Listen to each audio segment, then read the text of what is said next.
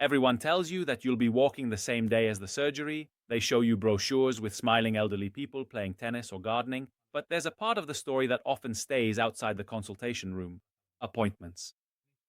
No one tells you about the sleepless nights staring at the ceiling, or the strange noises your new knee will make, or about that exact moment, about 2 weeks after the surgery, when you'll look at yourself in the mirror and wonder, why did I even do this? If you're thinking about having surgery, or if you're in the middle of recovery and feeling frustrated, this video is for you. Today we're putting aside the standard medical talk, and I'm going to tell you the 5 brutal but necessary truths about recovering from a knee replacement. Hi everyone, I'm Dr. Lorenzo Castellani, an orthopedic surgeon specializing in shoulder, hip, and knee surgery. Here on the channel, I help patients understand joint surgery without any filters. If you want the truth about your health, subscribe to the channel. If you find this video helpful, give it a like and let's get started. Let's start with the thing that surprises my patients the most: sadness. Let's call it the second week depression. For the first 2 weeks, the pain is managed with strong painkillers. There's the adrenaline of something new, of a fresh start with all its expectations. You're focused on the hospital, on the advice you've been given, and the excitement of coming home.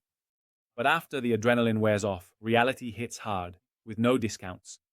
You're tired, also because you'll have a bit of anemia after the surgery. You're sore because you start tapering off the medication, and automatically at home, you start doing more things, sometimes even too many things. And you're still not completely independent. It's very common to suddenly feel depressed or irritable, or to cry for no reason. The truth is, you're not going crazy. It's a chemical and psychological reaction to the trauma of surgery. It happens to so many patients. Allow yourself to have bad days, then day by day it will pass. Truth number 2, you'll become bionic and sometimes you'll even sound like it. Many patients call me terrified, saying, "Doctor, I hear a click when I go up the stairs." Well, the truth is, that's normal. A prosthesis is made of metal and hard plastic. It's not as soft as cartilage.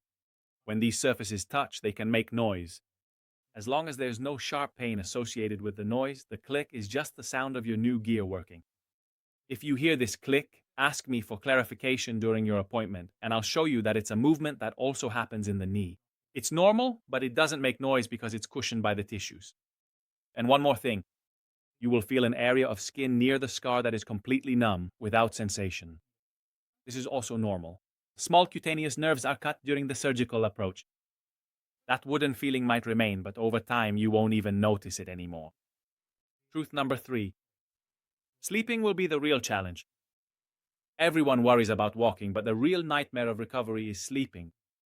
For the first 4 to 6 weeks, finding a comfortable position is a real feat. Your knee or hip throbs more at night because there are no distractions.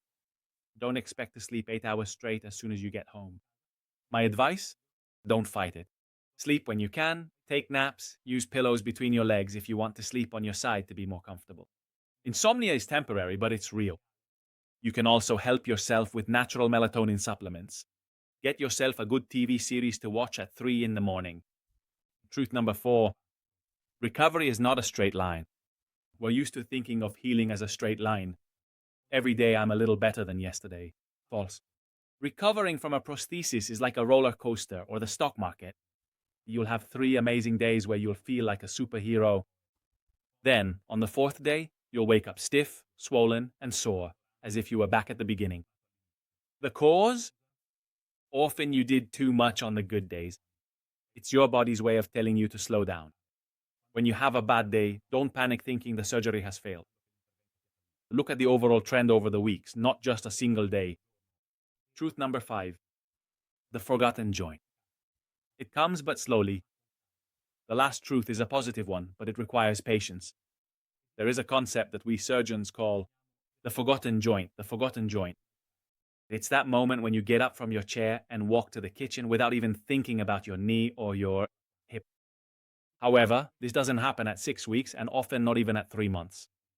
Complete biological healing takes 6 months, and sometimes it can take up to a year. But I assure you, when that moment comes, when you realize at the end of the day that you haven't thought about the pain, not even once, you'll understand that it was all worth it. The goal of this video wasn't to scare you, but to prepare you. An informed patient is a patient who heals better and with less anxiety. Now I want to hear from you. If you've already had surgery, What was the thing that surprised you the most during recovery? That thing no one told you about? Write it in the comments below. Your experience could reassure someone else who is reading now and feeling terrified. If you found this video helpful, leave a like and subscribe for more orthopedic truths. See you in the next video, and if you enjoyed it, give it a like or leave a comment to let me know I'm doing something useful.